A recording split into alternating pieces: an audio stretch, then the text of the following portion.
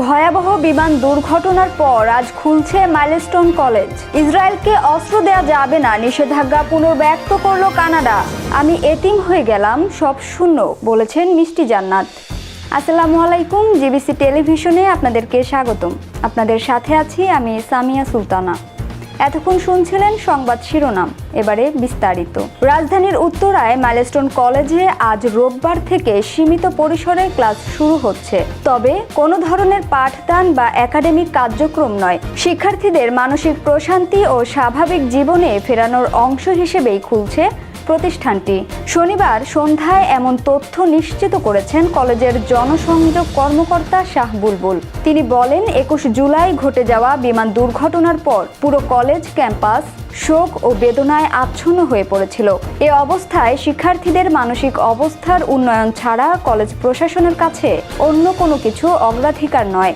শাহ বুলবুল বলেন, শিক্ষার্থীরা যেন ধীরে ধীরে স্বাভাবিক জীবনে ফিরতে পারে, এজন্যই সীমিত পরিসরে ক্যাম্পাস খুলে দেওয়ার সিদ্ধান্ত নেওয়া হয়েছে। নবম থেকে দ্বাদশ শ্রেণীর শিক্ষার্থীরা কলেজে এসে শিক্ষকদের সঙ্গে কুশলাদি বিনিময়ের সুযোগ পাবে, বন্ধুদের সঙ্গে সময় কাটাবে।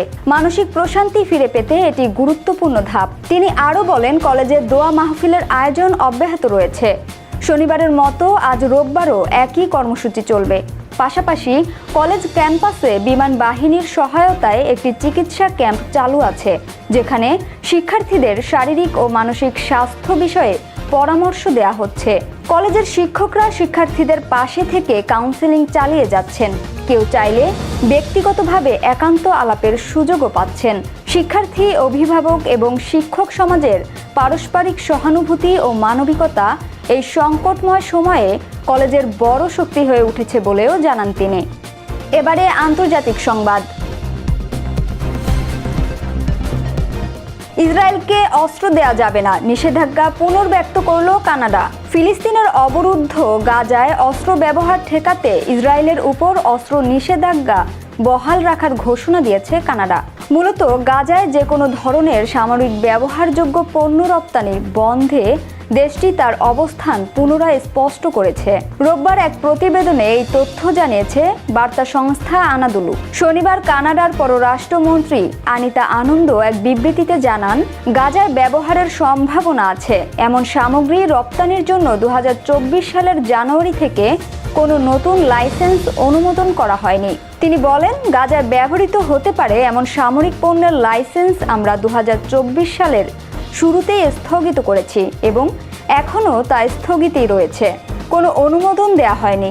সম্প্রতি গত 29 জুলাই প্রকাশিত একটি প্রতিবেদনে দাবি করা হয়, কানাডা থেকে ইসরায়েলে এখনও অস্ত্র যাচ্ছে।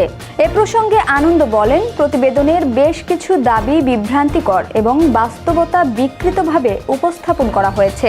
তিনি ব্যাখ্যা করেন, প্রতিবেদনে যেগুলো গুলির বলা হয়েছে সেগুলো আসলে পেইন্টবল ধাঁচের। এগুলোর সঙ্গে এমন যন্ত্রও ছিল যা আগ্নেয়াস্ত্রকে সাধারণ গোলাবারুদ ব্যবহারে অকার্যকর করে তোলে।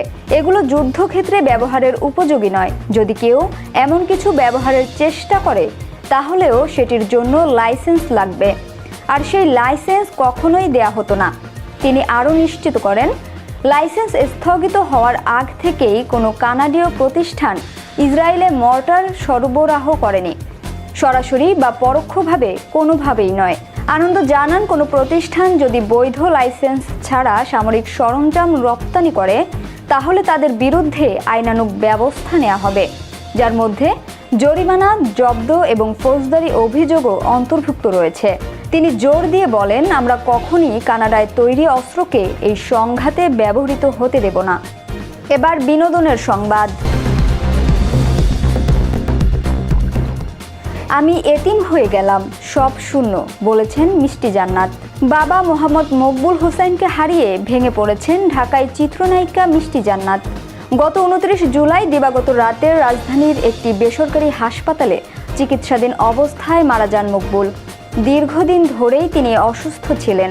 বাবার মৃত্যুর কয়েকদিন পর নিজের ফেসবুক পেজে একাধিক আবেগঘন পোস্ট দেন মিষ্টি জান্নাত, যেখানে নায়িকা প্রকাশ করেন ভেতরের যন্ত্রণা। পোস্টের একটি ছবিতে দেখা যায় বাবার হাত ধরে বসে আছেন মিষ্টি জান্নাত। সেই পোস্টে লেখেন, শেষ বিদায়ের বেলায় শেষবারের মতো হাতটা ধরেছিলাম, আর কখনো তোমাকে ছুঁতে পারবো না, এইভাবে একা করে এত বড় পৃথিবীতে চারিদিকে এত শত্রুর ভিড়ে একা কিভাবে রেখে চলে গেলে সোনা বাবা? মিষ্টি জান্নাত লেখেন, আরো কিছুদিন থাকতে পারতে না? তারপর একসাথে চলে যেতাম আমরা।